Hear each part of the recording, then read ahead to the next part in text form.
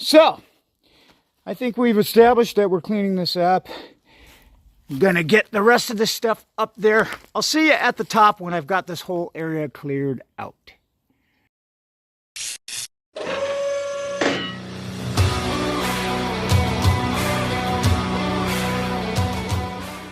Guys and gals, friends and pals, welcome to another magnet mission.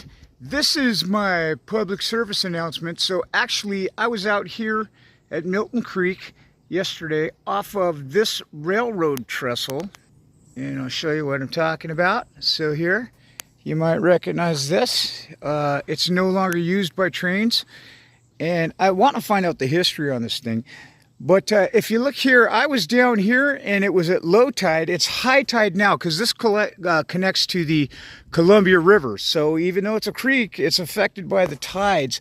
And I was wading all through there and that sandbar was exposed. The water was a lot lower. I didn't have my trailer with me, but I wanted to show you there. That's my find pile. And I put it over there as high as I could, specifically anticipating that it might not be low tide when I got back out here to collect my finds. So that's what I'm going to do now. I left those there. I'm here not to magnet fish, but specifically to collect my finds. And in order to do that, I've got to come down that embankment there, grab all that stuff, and take it back up. So it's going to be a little workout. But I'm going to get that done now, so here we go. All right, I'm just going to grab my 2 buckets. I'm going to need both hands for these once they're full. And then I'm going to carefully head down this embankment to the find pile. I'll see you when we get there. Okay, here we are. So this is the find pile once again. And you can see that those longer pipes are in the water, but I should be able to grab them right here. Just got to be a little careful getting all that stuff loaded up. So anyways, we'll get our buckets filled, get them back up that way, and then we're off to meet Dave at Habitat for Humanity, and I'll tell you more about that in a little bit. Whew! Boy, am I winded. Okay, here's my first 2 buckets full of finds. That one, it doesn't look full, but it actually is. There are 37 railroad spikes in there, that window ballast. Anyways, between these 2 buckets, I probably got, I'm guessing they weigh about 60 to 70 pounds apiece. So now I got to take these all the way down there to my horse trailer, and then come back for the next load. Okay, we're heading back for round 2.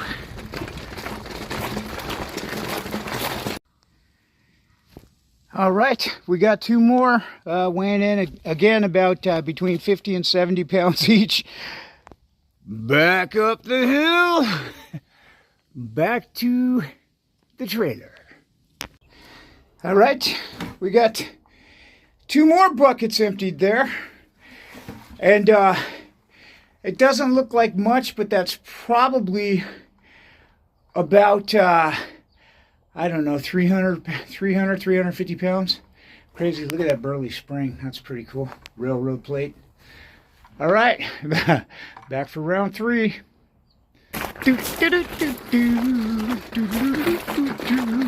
All right, I got 1 more big bucket ready to go. Hoping it doesn't fall apart. Not designed for all that weight. And then this section of railroad track that I'm just gonna carry. No need to put that in a bucket. Hope we make it up there okay. But here's something a little sad. I just found this bottle amongst my finds, and I don't know if I broke it or if that's how, you know, if it was already like that, but look at that. Man, what a cool little bottle. And there's the bottom, there's some numbers on it. 24, 23, and then 20 with a symbol of some kind. So anyhow, yeah, bummer. That'd be nice to have found that intact. All loaded up for round 3. Here we go. The pile just keeps growing. There is a heavy piece of railroad.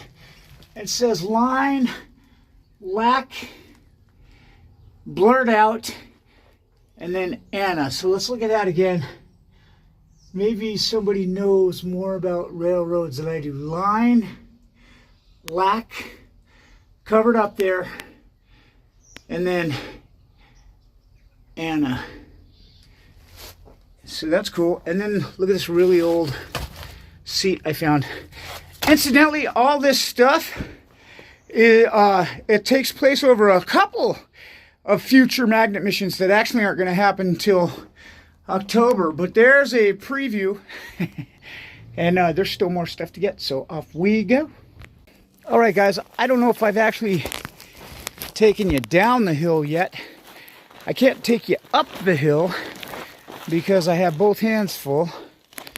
But just to give you an idea, pretty treacherous here. Slippery, slidey, and steep. The cool thing is, now we've got it pretty cleaned up. I think I can fit some of that wire rope into that bucket.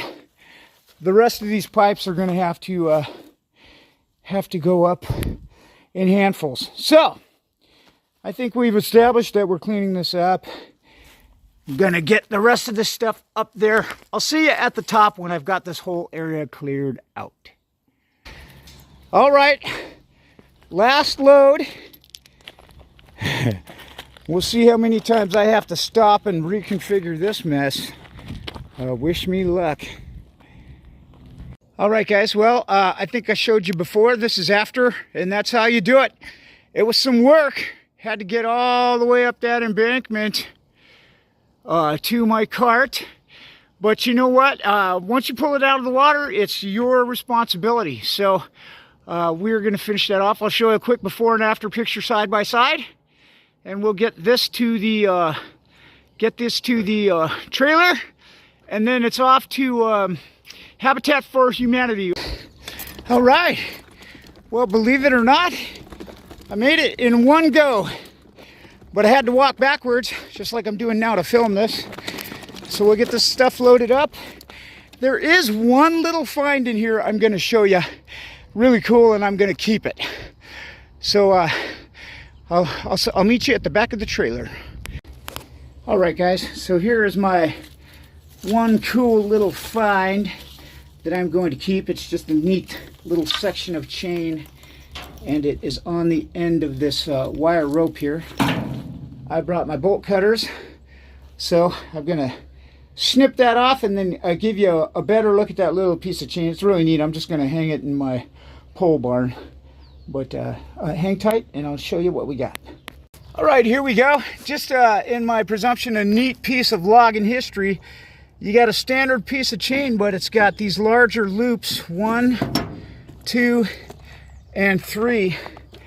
And yeah, it's just that's a beautiful artifact of days gone by, in my opinion.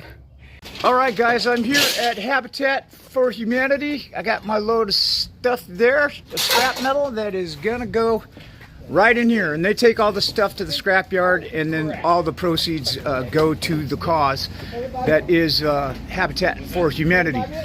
My friend Dave, that is also a fellow magnet fisher, had to run, but I'm going to come back Tuesday morning, talk to him. He's going to tell you a little bit more about the whole operation here, Restore, at Habitat for Humanity. All right, guys, I'm back at the Habitat for Humanity Restore, hoping to catch up with Dave and see if he can tell us a little bit more about the operation here. So let's get in there and see what he has to say. All right, hey guys, I'm here with Dave from Habitat for Humanity Restore. Thanks for having me. I just, as you know, I brought my scrap here, and so that's one question is, do all of the Habitat for Humanities accept scrap, or is that exclusive to St. Helens here? I think a lot of them do, but I don't think all of them do. It just depends on whether or not they can get a scrapping company to haul it away for them and give them something for it. Gotcha. But that's what you guys benefit from the scrap. We benefit from it. Yep. When you donate scrap here, it will help us with our cash to buy or build homes. And which leads me to my next question, Dave. Just give me an idea of what is the mission of Habitat for Humanity? What's your number one goal here? In a nutshell, Habitat for Humanity exists to help people who couldn't otherwise buy a home, get into a home. That's quickly. So. Okay, and so anybody who's watching this, what's the easiest way for them to contact Habitat for Humanity? I'm going to put a link and all that stuff. What they need to do is look at their local community, go online, look at their local community and see if there's a Habitat for Humanity there, and then go and contact them to find out. Okay, so just Google Habitat for Humanity and see what comes up. Right. Easy enough. Try their local community, yep. Okay, and then you're okay with me putting the link for this local operation in this video? Sure. Okay, terrific. So I'll do that. And then you magnet fish yourself. I do, and I also donate my scrap to Habitat for Humanity because it's a great place to get rid of it, and it makes a little bit of money for Habitat. Yeah, it makes a difference for people in need. And then what is your, regarding magnet fishing, what's your favorite find that you recall? I have two things that come to mind, actually three things. I found a rear quarter panel off of an old car, pulled that out of the river with a small magnet about the size, about that big around. I pulled a Chinese wok out of the river that was heavily encrusted, and it was a beautiful piece of nature's artwork. Yeah, sure. And so I put a clear coat of shellac on that, and that's hanging someplace as a decoration. Neat. And I found a highly rust sculpted piece of pipe that actually had helix type spirals on it from the rust. And that one I also shellacked and actually sold that at the restore. Oh, neat. Yeah. So, yep, that's kind of the fun things. Just of it. Mine, these guys have heard it before, but mine's a 1961 Harley Davidson panhead frame. It was still intact, and it even had the swing arm on it. You know, no other parts, and actually made a few bucks on that. That's all I'll say. Yeah, well, there you go. I mean, you never know what's underneath the water, and a lot of people have over the years just said, well, if you can't see it once it goes underwater, then it's not there anymore. But the truth of the matter is it's there. Oh, yeah. And sometimes for a long time, and a lot of times I've pulled just garbage out of the river. Lots of garbage. People will throw a piece of sheet metal in there, or, you know, and that's unfortunate, and I get it, I understand it, but it's why it's fun and good to get it out of the river. I agree. And I've been doing this for about 4 years now, and based on scrapyard runs, where actually before I discovered you guys, I actually pulled about 5 tons out of the river over 4 years, and I think I brought you. I'm guessing it was about 400 or 500 pounds just the other day. So we'll count that as 5.5 tons. There you go. It all makes a difference, and we're glad for it at the habitat end, of course. And then just the fun side of having a little recreational activity and enjoying what you're doing and answering people's questions, and you know. Yep. So you've done some things that I haven't done though. I've never found a weapon. Okay. And you have, and so that's always exciting. That's like the holy grail. Oh yeah. In magnet fishing, or safe, you know. Yep.